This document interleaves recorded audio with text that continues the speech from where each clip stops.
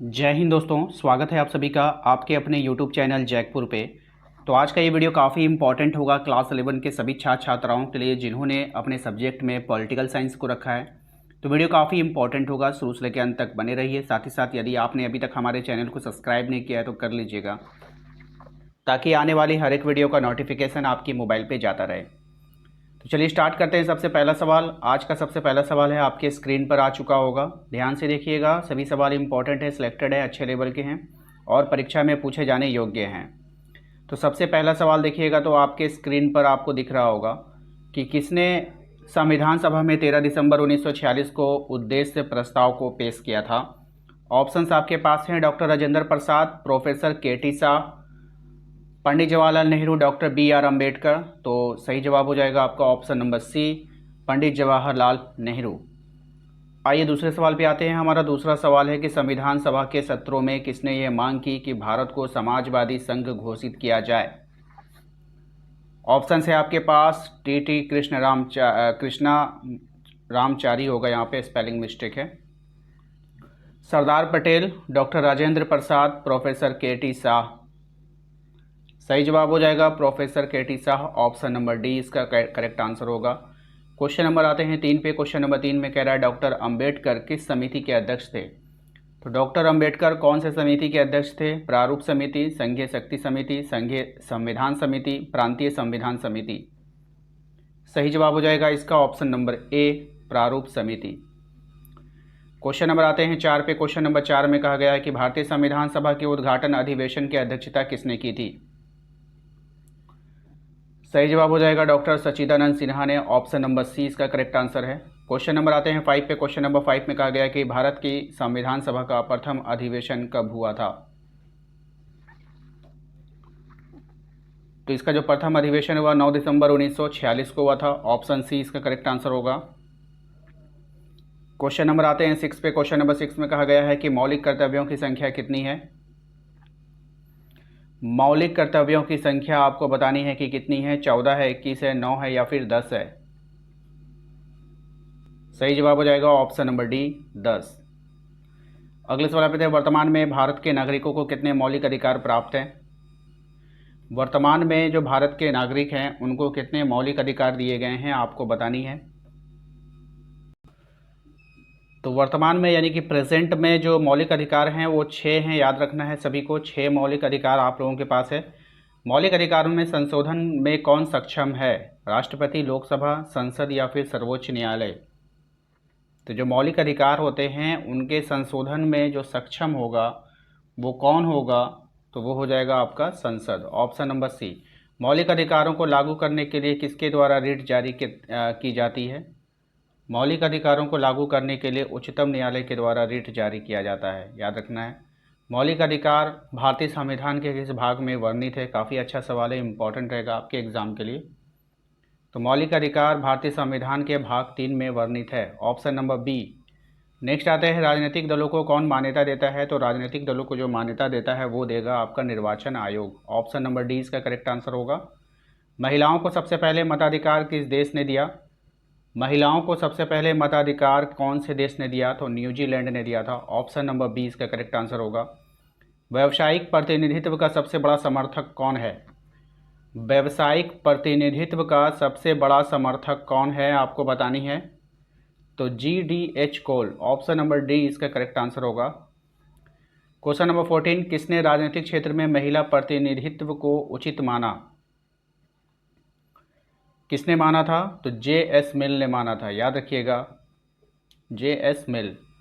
संविधान के किस धारा के अंतर्गत निर्वाचन आयोग का गठन किया जाता है। बहुत ही अच्छा सवाल है। तो अनुच्छेद 324 के तहत। राष्ट्रपति राज्यसभा में कितने सदस्य को मनोनीत करता है। काफ़ी अच्छा सवाल है, ध्यान में रखना है आप सभी को। तो 12 को, कितने को, 12 को, ऑप्शन नंबर ए। भारत के राष्ट्रपति का चुनाव कितने वर्षों के लिए होता है। काफ़ी फेमस सवाल है। तो 5 वर्षों के लिए होता है, ऑप्शन नंबर सी इसका करेक्ट आंसर होगा।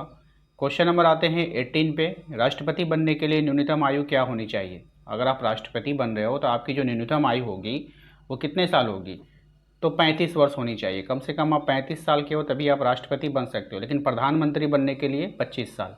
ठीक है, दोनों का डिफरेंस आपको समझ में आना चाहिए। क्वेश्चन नंबर आते हैं 19 पे। क्वेश्चन नंबर 19 में कह रहा है कितने एंग्लो इंडियन सदस्यों को राष्ट्रपति लोकसभा में उचित प्रतिनिधित्व देने के लिए मनोनीत करता है? तो 2। कितने? 2। किस अनुच्छेद के अंतर्गत राज्यों में राष्ट्रपति शासन लागू किया जाता है? तो ऐसा कौन सा अनुच्छेद है भाई? तो अनुच्छेद 356 के तहत। ठीक है। लोकसभा अध्यक्ष अपना त्यागपत्र किसको देता है? तो लोकसभा का जो अध्यक्ष होगा अपना त्यागपत्र किसको देगा? लोकसभा उपाध्यक्ष को। Option number B. लोकसभा में बहुमत वाले दल का नेता कौन होता है? तो लोकसभा में बहुमत वाले दल का जो नेता होगा वो प्रधानमंत्री होगा। ऑप्शन नंबर सी हो जाएगा। भारत में किसी विधेयक को धन विधेयक कौन प्रमाणित करता है? तो भारत में किसी विधेयक को जो धन विधेयक प्रमाणित करेगा वो लोकसभा का अध्यक्ष करेगा। ऑप्शन नंबर सी हो जाएगा। किसी राज्य के विधानसभा में अधिकतम कितने सदस्य हो सकते हैं? तो किसी राज्य के जो विधानसभा होता है ना उसमें अधिकतम सदस्यों की संख्या कितनी हो जाएगी? 500। किसी राज्य के विधानसभा के सदस्यों की जो न्यूनतम संख्या होती है वो आपको बतानी है।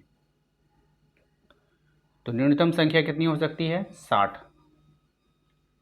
भारत में न्यायपालिका है, भारत का जो न्यायपालिका है वो कैसा है आपको बताना है। तो स्वतंत्र है। ठीक है। न्यायपालिका का कार्य क्या है आपको बतानी है। जो न्यायपालिका होती है उसका कार्य क्या होता है? कानूनों का क्रियान्वयन करवाना, यानी कि कानूनों को लागू करवाना या कानूनों को देख रेख करना है ना, उसको कोई दुरुपयोग ना करे। सर्वोच्च न्यायालय के न्यायाधीशों की अवकाश आयु बढ़ाने का अधिकार किसके पास है? यानी कि जब वो रिटायरमेंट हो रहा है, मान लीजिए कोई 60 साल में कोई जज रिटायर कर रहा है, तो अब वो जज मतलब कि मैं चाहता हूँ कि वो जज जो है 65 साल तक काम करे, तो ये अधिकार किसके पास है कि उसकी रिटायरमेंट की एज को आगे बढ़ा देगा? ठीक है, यही सवाल है। तो ये अधिकार जो है वो संसद के पास है। किसके पास है? संसद के पास है। ऑप्शन नंबर डी हो जाएगा। किसके अनुसार संघ शासन का अर्थ कमजोर शासन है? यानी कि किसने कहा भाई ये बात? तो ये कहा था एवी डाइसी ने। ठीक है। निम्न में से कौन समवर्ती सूची का विषय है? कौन समवर्ती सूची का विषय है आपको बतानी है। तो विवाह और तलाक। Option number A. सिक्किम किस वर्ष भारतीय संघ में विलय हुआ था? सिक्किम का सही जवाब हो जाएगा 1975 में। पंचायतों के चुनाव कितने वर्ष में होते हैं? अब ये जो पंचायत है इसका चुनाव जो होगा वो 5-5 साल में होता है। भारत में नागरिक प्रशासन का अस्तित्व कब से है? भारत में जो नागरिक प्रशासन है उसका अस्तित्व बताना है कि कब से है। तो 1883 से है। ठीक है। क्वेश्चन नंबर आते हैं 34 पे। निम्न में से किस राज्य में पंचायती राज व्यवस्था नहीं है? ऐसा कौन सा राज्य है जहाँ पर कोई भी पंचायती राज व्यवस्था का नहीं है? तो मेघालय, मिजोरम, नागालैंड, इनमें से सभी हो जाएगा। ठीक है, इन सब जगह में पंचायती राज्य नहीं है। संविधान को एक पवित्र दस्तावेज किसने कहा था?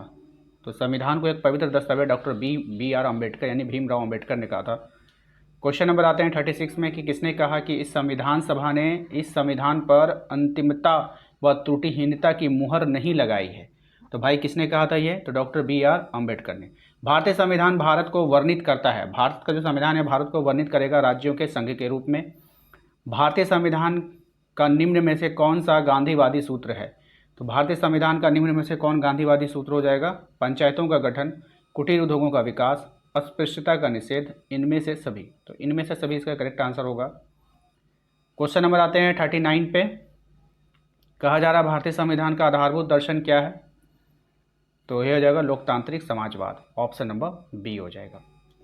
Question number 40।